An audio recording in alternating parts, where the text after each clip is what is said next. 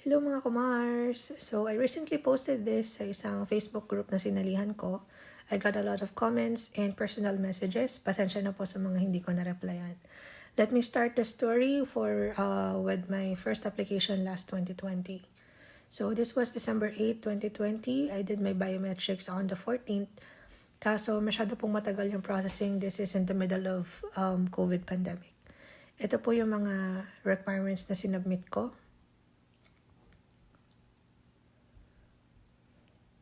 Unfortunately, after 2 months, I got the refusal of my application.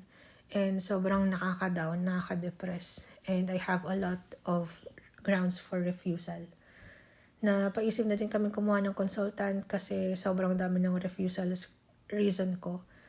So around August, nag-hire na kami ng consultant to help with my reapplication. Pero medyo matagal talaga due to the pandemic. Until the time came na nakita ko to from the IRCC page na all applications submitted before September 7th of 2021 should be reapplied and resubmitted. So it took me a lot of time to think. Pinag-isipan namin maigi kung mag-a-apply ulit ako as DIY application until nagkaroon kami ng courage na ituloy. And ito yung application we submitted at March 24, 2022.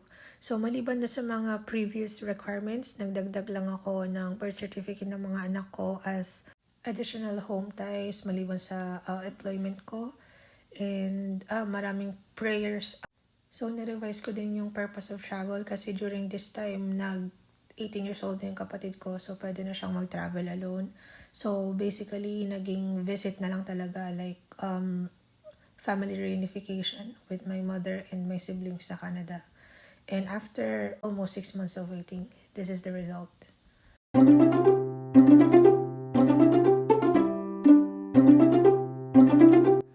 Huwag po kayo mawawalan ng pag-asa hanggat kaya nyo sagutin yung grounds for refusal nyo, kaya nyo i-address, then go lang po. And samahan nyo rin ng maraming dasal.